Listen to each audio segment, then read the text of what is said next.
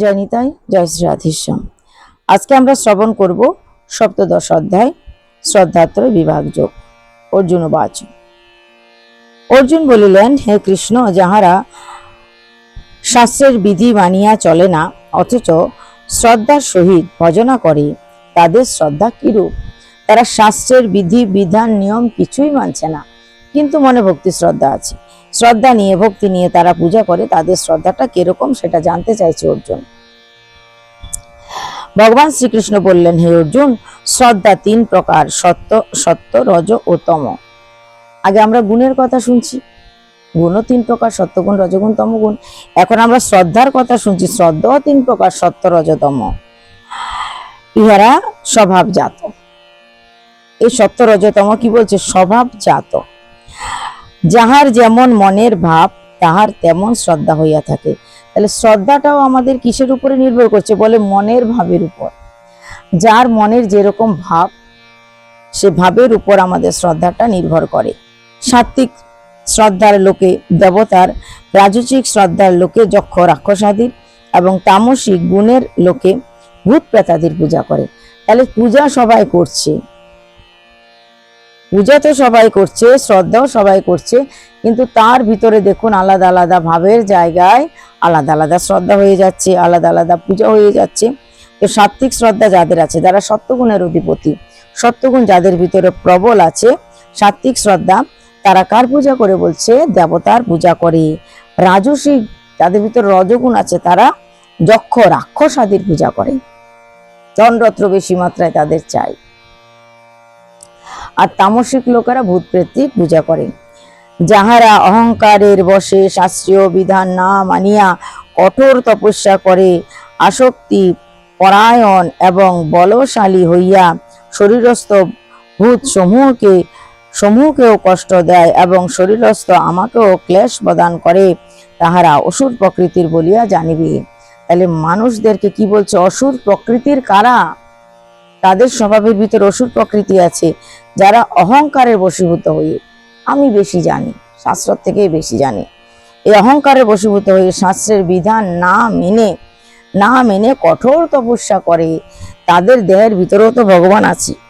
এই যে কঠোর তপস্যা কেউ করছে, তাদের দেহের ভিতরে ভগবান আছে। তো ভগবান বলছেন তারা আমাকে কষ্ট দেয়, কেননা আমি তাদের দেহের ভিতরে আছি।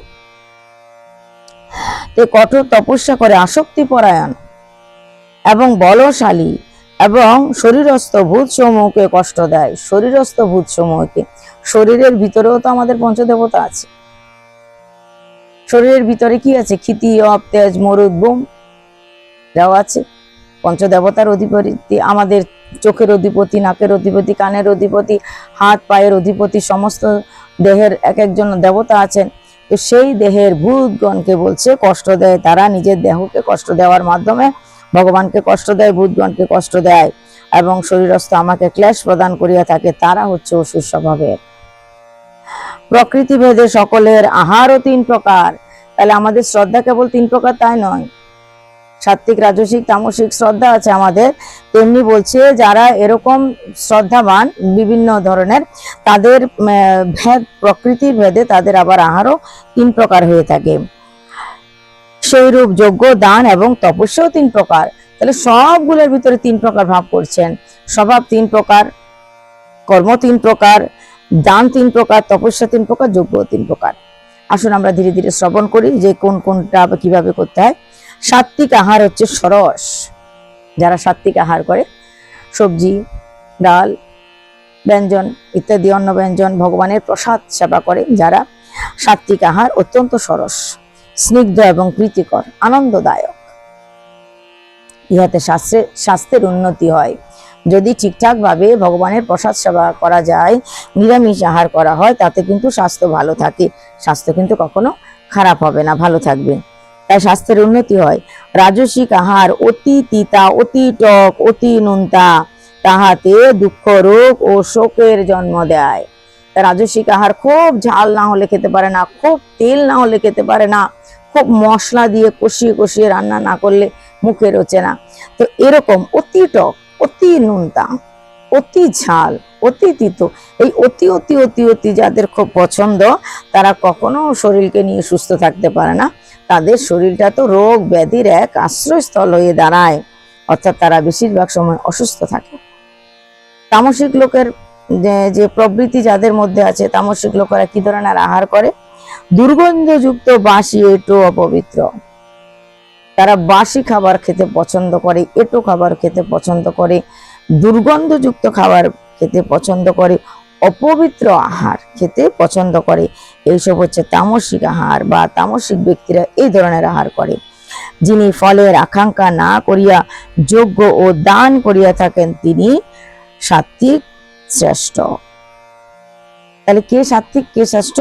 যিনি ফলের আকাঙ্ক্ষা না করে, ভগবানের সেবা তো করে যাচ্ছে কিন্তু কোনো ফলের আশা করছে না, ফলের আশা না করে তিনি যজ্ঞ করে যাচ্ছেন, যেমন ক্ষমতা তার দান করে যাচ্ছেন, কোন পাত্রে? সৎ পাত্রে দান করে যাচ্ছেন, তিনি হচ্ছে সাত্ত্বিক শ্রেষ্ঠ। এই হচ্ছে আমরা সপ্তদশ অধ্যায়ের 11 নম্বর শ্লোক পর্যন্ত শ্রবণ করলাম। আজ এই পর্যন্ত, কাল আবার দেখা হবে। জয় নিতাই, জয় শ্রী রাধেশ্যাম।